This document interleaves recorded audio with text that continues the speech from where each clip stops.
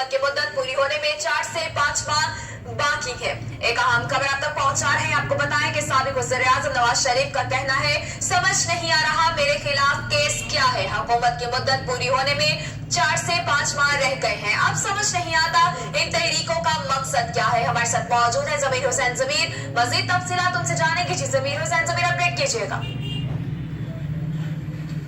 हाँ जी बिल्कुल, आज इस बड़े केस की बड़ी समाअत हुई है। साबिक वज़ीर-ए-आज़म मियां मोहम्मद नवाज शरीफ, कैप्टन रिटायर्ड सफदर और मरियम नवाज अदालत पहुंचे थे और अभी थोड़ी देर पहले इस केस की समाअत मुकम्मल हुई है। 3 गवाहों को तलब किया गया था और तीनों के बयान कलमबंद किए गए। उसके साथ साथ जो ख्वाजा आरस है मियां मोहम्मद नवाज शरीफ के वकील, उन्होंने उन तीनों गवाहों के बयान पर जिरा भी की और अब इस केस की समाअत अगले मंगल तक के लिए मुलतवी कर दी गई है। और उसके बाद साबिक वज़ीर-ए-आज़म मियां मोहम्मद नवाज शरीफ और मरियम नवाज बाहर आए और मियां मोहम्मद नवाज शरीफ ने मीडिया से टॉक भी की, जिसमें उन्होंने कहा कि मुझे समझ नहीं आती कि ये बलूचिस्तान के जो अंदर ये मामला हुआ है उसका मैं मुकम्मल तौर पर उनका कहना था नोटिस ले रहा। और मजीद उनका ये भी कहना था कि 500 वोट लेने वाले को वज़ीर आला बना दिया गया बलूचिस्तान में। और उन्होंने ये भी कहा कि अवाम के साथ घिनौना मजाक किया जा रहा। और मजीद उनका ये कहना था कि ताहिरुल कादरी के हवाले से जब सवाल किया गया तो उसके जवाब में उनका कहना था कि मुझे समझ नहीं आ रही कि ये